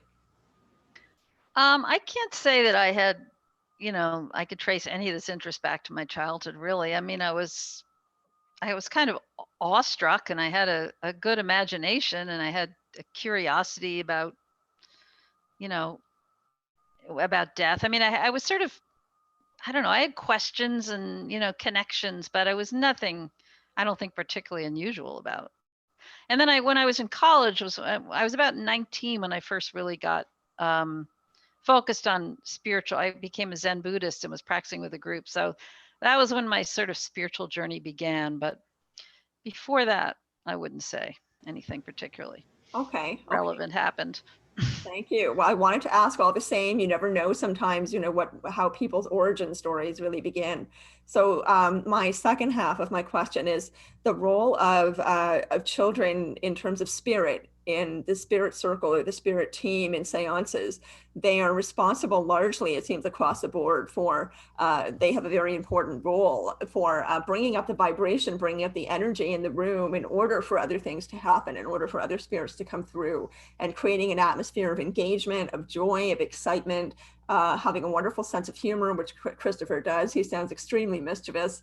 I'm thinking in particular of one wonderful story where there was a vase that fell over and broke in the seance room, yet the carpet, I think it was the carpet underneath it, remained completely dry. And then the next time there was a seance, Christopher said something like surprise and threw the water from the vase onto the people in the seance. So there seems to be this great sense of fun. And I can certainly understand the role in raising the vibration and the energy in that way. But here's my question for you. I have read, you know, just nothing evidential, but just in my process of reading about mediumship, that often the spirit will not actually be a child, that it will be an adult spirit or an older spirit manifesting as a child deliberately to fulfill that role of raising the energy and the vibration. And Stewart, I was wondering if you could speak to that. Is that true in your knowledge and experience? Leslie, please feel free to pipe in as well. But I'm very curious about that. Well, I think beyond question, Christopher has now been in the spirit world for several years. We know about his childhood. We know how he came to pass into spirit. He told us on one occasion in quite great detail. And he went to the spirit world when he calls it 6 and a bit. So we always say 6 and a half, but 6 and a bit. And we know for a fact that he is now an adult, but whenever he returns to the earthly plane to work through me, then he presents himself as a child, and he is a child, you know. If you can imagine, Sinead, when people sit with me who are maybe sitting for the very first time, they don't really know what to expect. Some people can be extremely nervous, which is understandable, absolutely understandable. They don't know what to, and they sit there, and sometimes people are probably on the edge of the seats wondering what's going to happen. You know, is it frightening or what? And then Christopher comes through, and within seconds, he creates laughter. So everybody becomes united, which is so important for the success of the seance. And he knows how to do it. In seconds, he knows how to do it. You know, I can remember on one occasion, and the reason I know this is because I sometimes listen to the recordings afterwards. And I remember on one occasion, this is in the first few seconds of him coming through, he suddenly said to one of the lady sitters, he said, "You've been quite poorly, quite ill."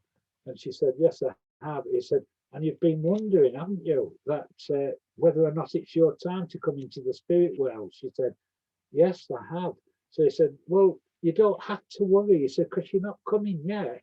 He said, "In fact," he said, "it won't be till a week on Wednesday."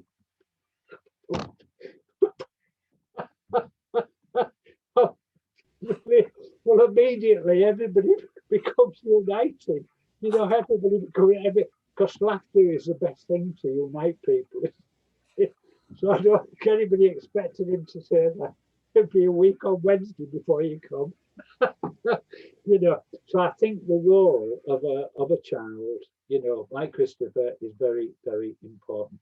But that story you told about the vase of flowers, that has never left me. I've always remembered that in great detail, because it was actually in the lounge, and we arrived. I won't go into great detail, but it was a circle I sat in for some time with a remarkable man by the name of Alan E. Crossley, no longer on this earth, and he formed a circle around me. Wonderful, just wonderful to be in his presence, and what a wonderful circle that was. It live on in my memory forever. And on one occasion we arrived at his home, and it was quite windy. It was a nice day, but it was very windy, and he'd left one of the windows open, and there was a vase of flowers standing on a shelf in front of the window, and every now and then the window would catch the blind, and the blind would shoot forward and knock into the vase of flowers. And Alan was busy telling us some story about one of his experiences, and suddenly the wind caught the blind shot forward, hit the vase of flowers, and it fell towards the carpet. And we all watched all this water flood out, all the flowers all over the carpet. And Alan said, "Oh my God." And he ran into, got a cloth, came back, went onto his hands and knees and started doing. And then he looked up and he started laughing. He said, "Come and feel." And the carpet was totally dry, totally dry. And several hours later, sitting in a séance in a separate room, part of the way through the séance, Christopher said, "Would you like a present?" And everybody said, "Oh, yes, please, Christopher," thinking it's going to be a lovely apple. And with that, there was a whoosh and all this water descended. And Alan Crossley always used to say, somehow the spirit world suspended the water and held it somewhere to return it all those hours later. So, I mean, what an apple that was. I've never forgotten.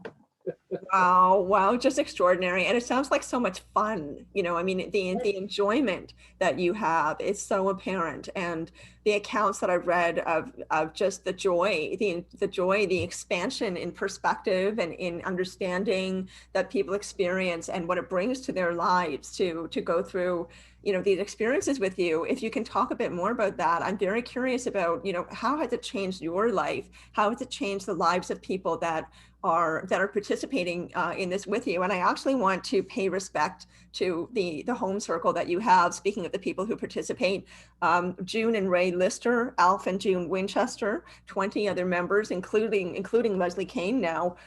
These people, you know, their dedication and their commitment to you and to what you do is really inspiring. The fact that they would sit with you week after week, year after year for 40 years just says so much about their faith in and their trust in this process, in you as the medium, and in the experiences they're having. So, and also clearly attest to the powerful impact and the powerful experiences that they have, you know, how much this comes to mean to them. So how does this change people's lives? What are the stories that you are hearing back from people after they've had these experiences with you? Well, I could tell many, Sinead, but I'll I always highlight this one particular story, this one particular event, because it's lived on in my memory. I mean, as I say, I could give many examples, but I just want to concentrate on this one, if I may. When we started running our guest circles, they were held in the home of my circle leaders, Ray and June Lister, and it was on an upper floor. And people would say afterwards, "Thank you so much. My mother came through, my father came through, or whoever came through." And I'd always say to them, I didn't know what to say, and I'd say, "Well, as long as you enjoyed it." And, you know, looking back now, what a ridiculous thing to say, you know, but I didn't know what to say to them. And then it all changed one night, and the full magnitude, importance of what we've sat for all these years came home to me. And for the guest circles, people would contact my circle leader to ask if they could come for a sitting.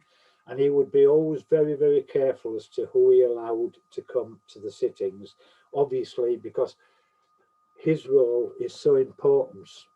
Because when I'm in trance, he's there always to protect me. And it's so important that people come for the correct reasons, you know, not just out of curiosity, or not cynics or critics or anything like that. It's people must come for the right reasons, to have the right reasons to come. And Ray would spend a long time on the phone with them and get a feeling as to whether or not they could be trusted. And on one occasion, a lady rang him from London, which is 4.5 hours journey from where we are. And he spoke to her for quite some time. And then he gave her a date to come to a guest séance. On that particular night, I arrived at his home, was introduced to all the guest sitters, and this lady seemed to be very shy. She was nice, but she spoke very little. She kept more or less to herself. And then at the appointed time, we went up into the séance room and the séance started. And right towards the end, she was called forward to sit at my side. And this very often happens when a loved one wants to speak to someone, that they're brought to sit at my side. And she was brought to sit at my side. After the séance, everyone went back down to the ground floor, and Ray and myself were left in the séance room. It always takes me a while to come back to normality from being in a trance. And then eventually we went down the stairs, and as I walked in to the lounge, this lady was stood there, and she was stood there, and she threw her arms around me, and she said, "Thank you for saving my life." And we found out that some months earlier she'd lost her partner, to whom he was everything to her. She couldn't sleep. She was eating very little. She'd even considered suicide. She'd investigated spiritualism, and this was her last chance. And she thought, if nothing happens, then if he doesn't come through, then, you know, it's all over. And that was the night. And her partner came through and spoke with her. And then in time to come, she come quite regularly, and eventually she became an honorary member of the circle. And that night changed my life, because I realized then just what it meant to people. It was just so important and so worthwhile that we'd sat all of those years to develop, you know. And I'll also say this, Sinead, whilst people know the name Stewart Alexander, if it wasn't through this committed circle of people who have sat with me all of those years, there wouldn't be a Stewart Alexander. There wouldn't be my mediumship. You know, whatever we've achieved together as a team, as a home circle. That's all I can say. Wow, incredible story. Thank you, Stewart, for sharing that. That's very moving. That's very moving. And I know that your work is extremely meaningful, you know, for us all, but also so much for the people that are right there with you and are able to experience this directly. And Grant had a question. I just want to ask him if he'd like to step in and ask his question. I just have one last question I wanted to ask. And that is, your life was changed by reading Finley's book. And I think you're going to change a lot of lives with your book. So let's assume it's your last day on earth. Stewart, what is the message you want to leave for people in terms of why this is important and why they should buy your book, listen to these stories? What is this all about? Why is this so important?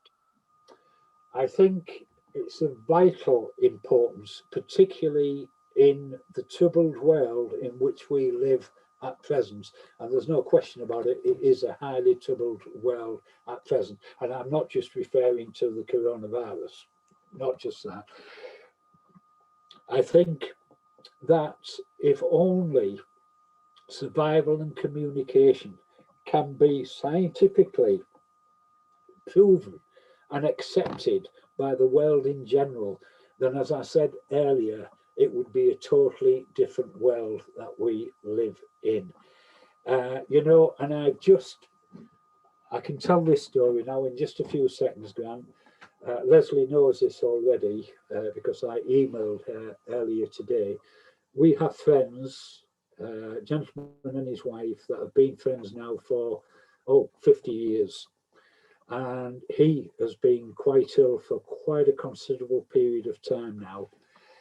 And his wife rang me, knew he'd been taken into hospital a couple of weeks ago.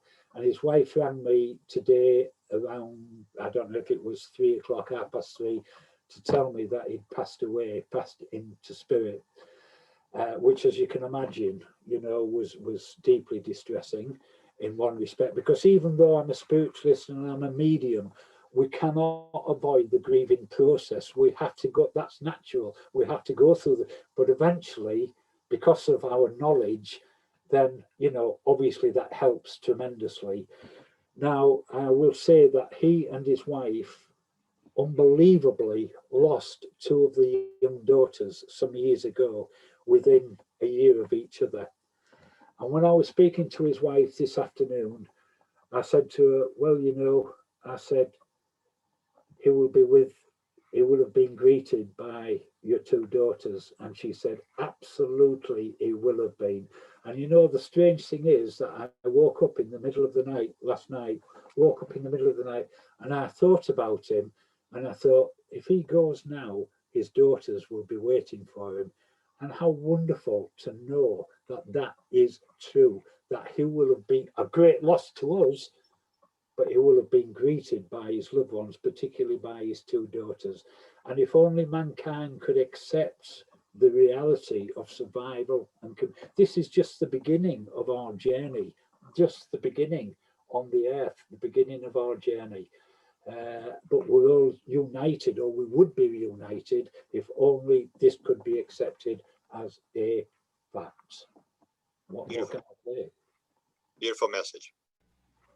Thank you, Stewart. That was actually what I was going to consider in closing with was Walter's quotation that this is just the beginning.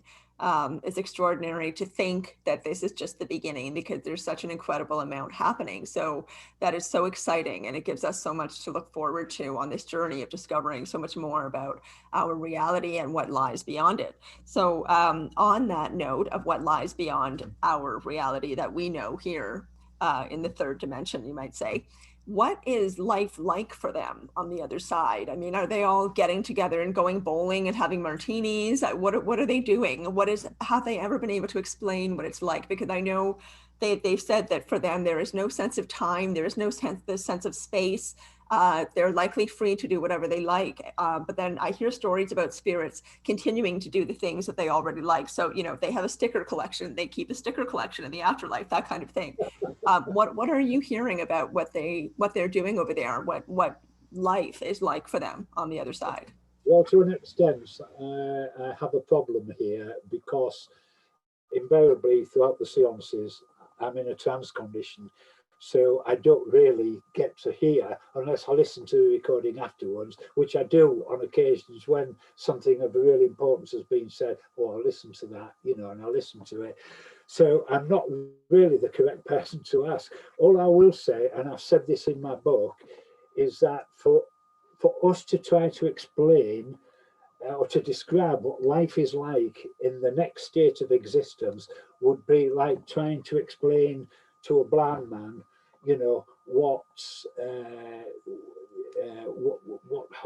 can I say? A blind man, what colour is like, you know? How can you describe to someone blind since birth what colour is like?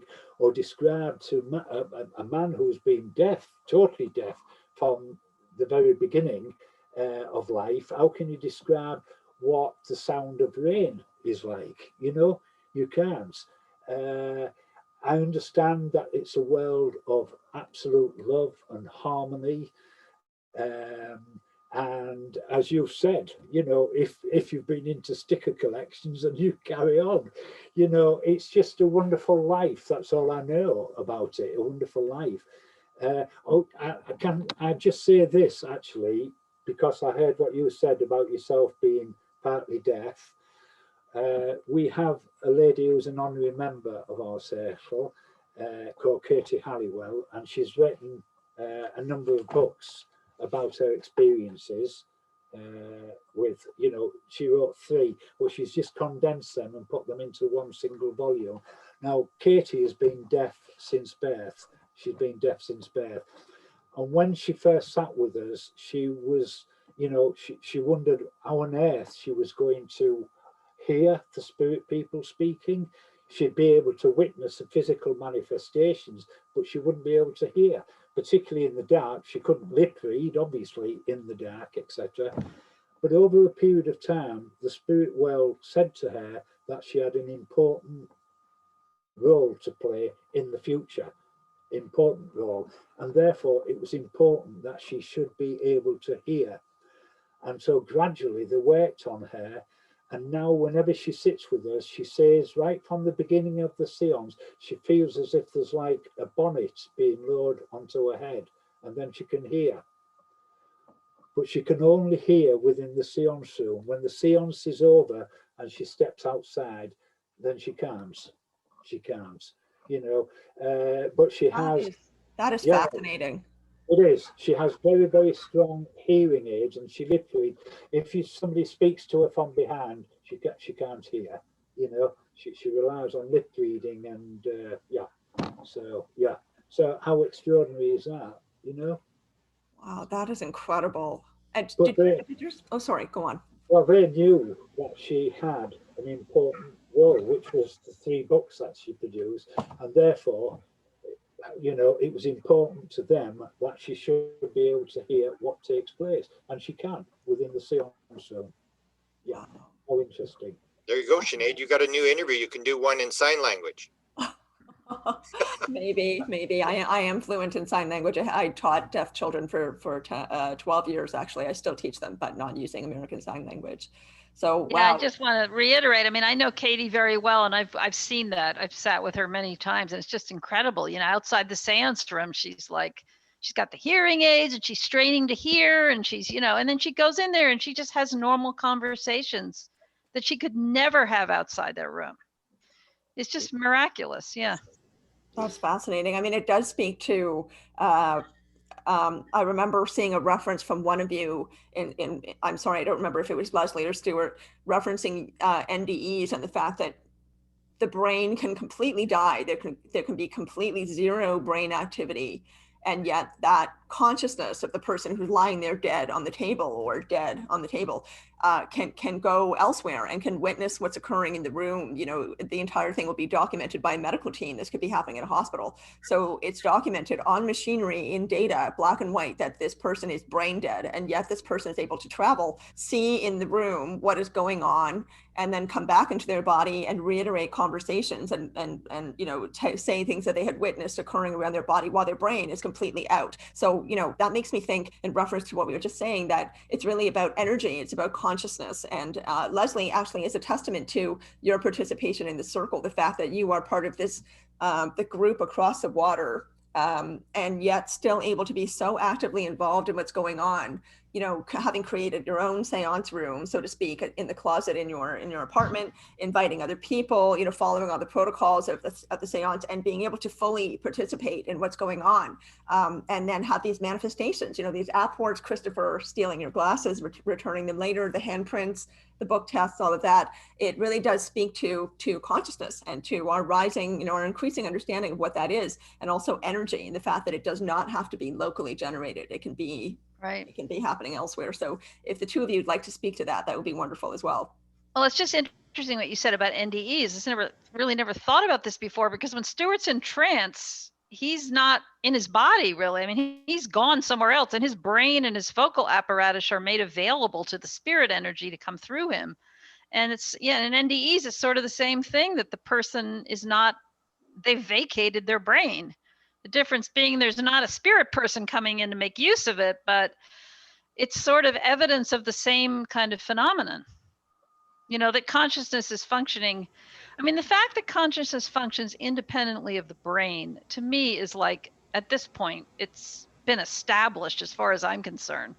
I mean, there's so much data, as Grant is well aware, that shows that that's true. And it's in my book, Surviving Death. I mean, it's all through the book. That's like the basic reality. And then I think then we have questions about where do these spirit people come from, and is it really them, and is it survival psi, or is it human psi that's involved, or a combination, and all these other questions that come up. But the fact that it happens and that it can happen without a brain being involved is as far as I'm concerned, it's a fact now. Yeah, It's been yeah. established. Yeah. Yeah, we spoke with Evan Alexander a while ago. He was attesting to that very clearly, with his own experience, his background as a neurologist, neurosurgeon, I believe, in the medical field. He had this long background of medical knowledge, was completely in the materialist medical perspective, had his own NDE, and that just blasted him into an entire other dimension. So there's certainly a great deal more evidence and knowledge and understanding branching out more and more, which is partially why this whole topic is so exciting. It interconnects with all these other aspects of consciousness exploration. So before, but Sinead, let me jump in here. You actually were going to be trained. We did the interviews with the kids with the blindfolds. We did a number of the interviews for people around the world that are doing this training. Oh yeah. And this was fascinating stuff. Sinead was actually going to train to do this because she does work with young children in school. And two of the kids independently in interviews said not only could they see, but the fact was I could hear people a mile away. And when I said that, I said, this actually shows that you think you're seeing through your eyes and through your ears, but with near-death experiences with these kids, it shows that there's another level that people can actually tap into. Right. I've looked into that actually myself recently. I spoke to the woman that heads the school in the UK that does this work with the kids. Yeah, we interviewed her. Yeah. It's phenomenal stuff. Yeah, it's really, really fascinating. Yeah, we'll give you a list of the people that we interviewed. There's a group in Utah where they got the kids doing the obstacle courses where they're running through and they write and they're throwing bean bags and stuff. And it's just absolutely, when you look at that, it's almost like the physical manifestations in a séance. You go like, wow, we must have something wrong here. They can read books when they can't see. Stewart, they can literally pick up a book and read it without being able to see. Yeah. It's really incredible. Or I've seen a video of one of the camera crews that came in and drew a picture. They were completely blindfolded with these masks that you cannot see through. Yeah. Mike even ordered one to get exactly the same one to test it out. And this guy was drawing the picture and they were able to tell him exactly what he was drawing and they describe it as using their energy field to see with, and this is only something that kids can do. By the time they get to be about 12, they can't do it anymore. Yeah. It's got to do with the way their brain is functioning at these early ages, but you can see it on video. It's just unbelievable. It's really, really fascinating. Yeah, it is. Yeah, it is really extraordinary. I mean, this whole question is really about perception and consciousness. What is the mind? And the fact that the mind is not material, it is not the brain. And so it does continue after the body dies. So we're going to start wrapping up here. Unfortunately, I could do this all day, but we can't do that. So just bringing it back to Stewart's book, I just want to ask Stewart a last question. And I'm going to reference a quote from Leslie, actually. She refers to the book in a particular way. And what she said was, as a journalist who has put my reputation on the line with this weird material, I can assure you with complete certainty, after 5 years of scrutiny, that everything occurring within the Stewart Alexander circle is absolutely genuine. I know that, as well as I know that the sky is blue. And I just really love that quotation, Leslie, because you say it with such just firm certainty and conviction and trust in the fact that this is real. And it's very exciting to be having this conversation with the two of you.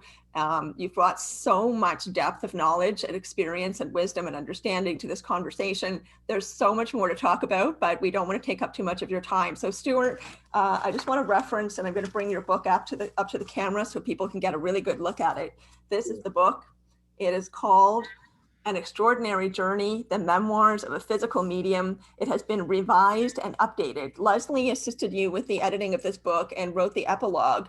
But Stewart, what is the reason why you wanted to revise and update this book? What is it that you wanted to add to the book that you felt was important enough to put this time and this work into re-releasing the book for the public? It is a wonderful book. So please tell us about that process for you. Well, I'll tell you what decided me, Sinead. The original was published in 2010, and obviously, 9 years, 10 years had passed since it was first published. And I thought, well, things have moved forward.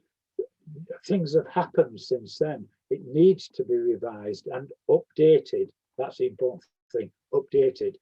But I would just say to people, if they're interested in reading the book, whatever they do, when they, if they're buying it, purchasing it through Amazon, they must state revised and updated.